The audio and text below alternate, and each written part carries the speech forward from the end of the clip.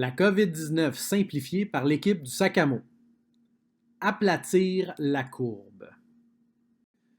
C'est quoi la courbe? Depuis le début de la crise de la COVID-19, on parle beaucoup de la courbe. On voit souvent un graphique avec deux courbes qui représentent chacune un scénario différent. Prenons le temps d'observer le graphique ensemble. Dans ce graphique, la ligne bleue représente le nombre de personnes infectées. Plus on monte vers le haut du graphique, plus il y a de gens infectés et qui sont hospitalisés. La ligne verte au bas du graphique représente le temps qui passe. Plus on va vers la droite, plus les jours passent. La ligne jaune pointillée au centre représente la limite de personnes infectées que le système de la santé peut traiter en même temps.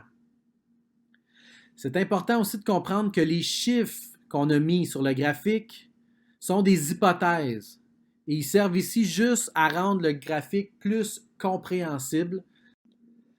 On va prendre le temps de regarder chacun des scénarios représentés par les deux courbes qu'on voit dans le graphique.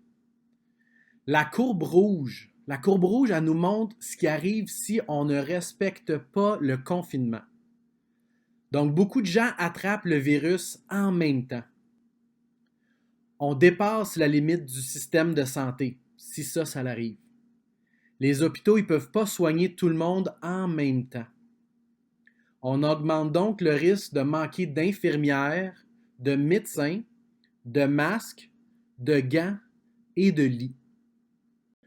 La courbe grise nous montre ce qui arrive quand on respecte le confinement. Donc, moins de gens sont infectés en même temps. C'est ça qu'on veut dire quand on parle d'aplanir ou aplatir la courbe. On veut que le nombre d'infections reste en dessous de la limite du système de santé.